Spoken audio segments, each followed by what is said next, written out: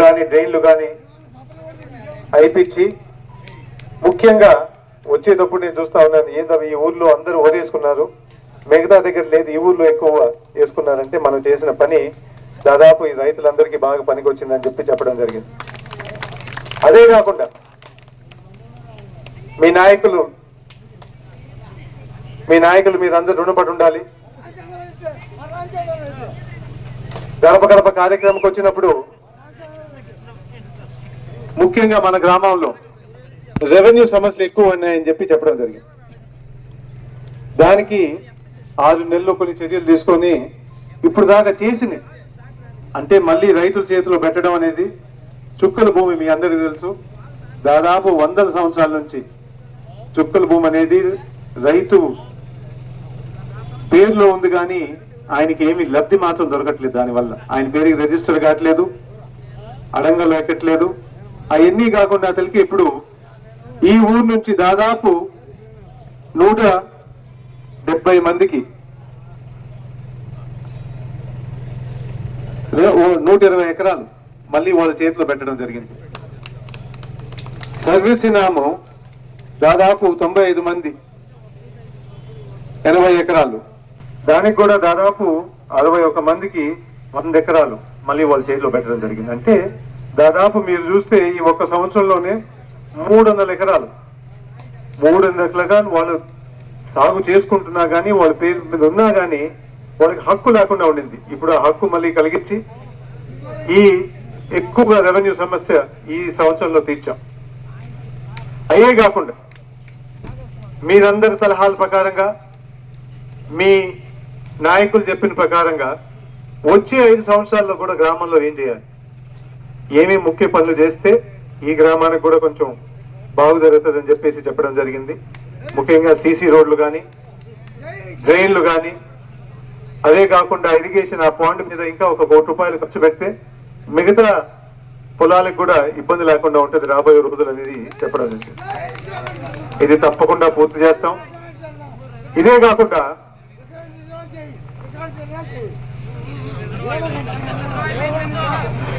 కాకుండా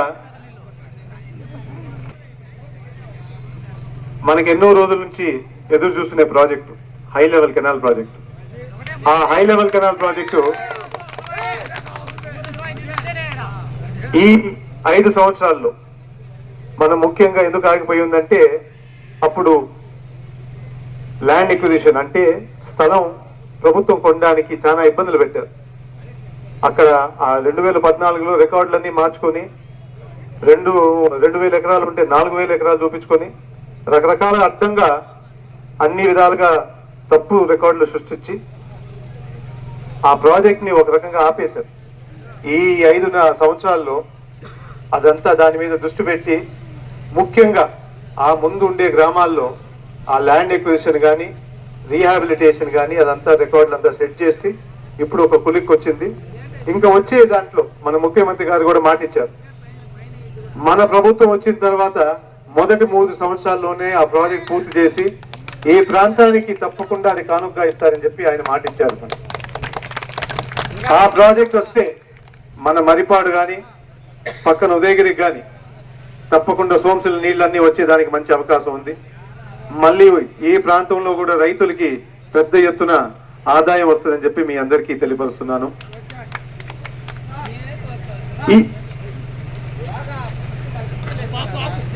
బ్రిడ్జి కూడా రాస్తున్నానప్ప, నువ్వు చదువుకోలేదేమో, అక్కడ నోట్ ఉంది రాస్తున్నా. దాదాపు మన ముఖ్యమంత్రి గారు పంపించింది మీరు చూస్తే 14 కోట్లు ఇంటింటికి అది ఆదాయాలు అంటే 14 కోట్లు మన ఊరికి పంపించారు. ప్రతి ఇంటికి అమ్మ ఒడని ఆసరా అని చెప్పి రకరకాల పథకాల వల్ల 14 కోట్లు వచ్చున్నాయి.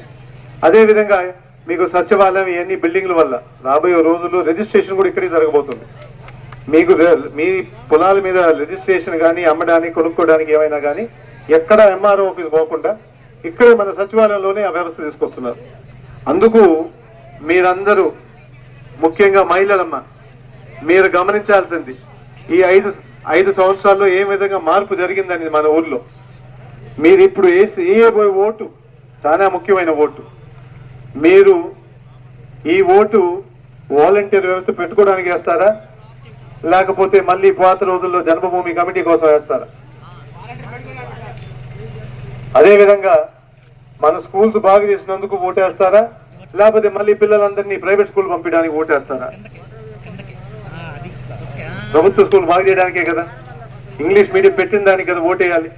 లేకపోతే పాత రోజుల్లో మీరందరి పిల్లలు ప్రైవేట్ స్కూల్కి పంపించి ఎక్కడ లేని ఖర్చు పెట్టాడు. ఇప్పుడు దాకా మన దేశంలో ఏ నాయకుడు కూడా ఈ విధంగా పిలిపిలేరు. ఆయన అడిగేది ఏదంటే మీరు సొంతంగా ఆలోచించుకొని మీ కుటుంబంలో మీ ఇంట్లోనే మంచి జరిగిందా లేదా ఈ 5 సంవత్సరాలు గమనించండి అంటున్నా. మీరే గమనించండి. మంచి జరుగుంటే మాత్రం మీరందరూ ఆయనకి సైనికులుగా తయారయ్యి మీ ఇంట్లోనే కాదు, మీ వీధే కాదు, మీ ఊరంతా తిరిగి ప్రతి ఒక్కరూ మన జగనన్నకు ఓటేసి ఆయన కోరినట్టు 175 స్థానాలకి 175 స్థానాలు మనం తప్పకుండా గెలిపియాలని చెప్పి మీ అందరినీ కోరుతూ ఈ అవకాశం ఇచ్చిన దానికి ఈ అదృష్టం అయితే నాకు అదృష్టంగా ఉంది. ఈ ఊర్లోకి వచ్చి ఈ రోజు ఎన్ని కార్యక్రమాలు అభివృద్ధి కార్యక్రమాలు కానీ మిగతా అన్ని ఈ రోజు స్థాపించిన దానికి ఈ అవకాశం ఇచ్చిన దానికి మీ అందరికీ లీడర్లకి ప్రజలందరికీ ధన్యవాదాలు తెలుపుతూ సెలవు తీసుకుంటున్నాను.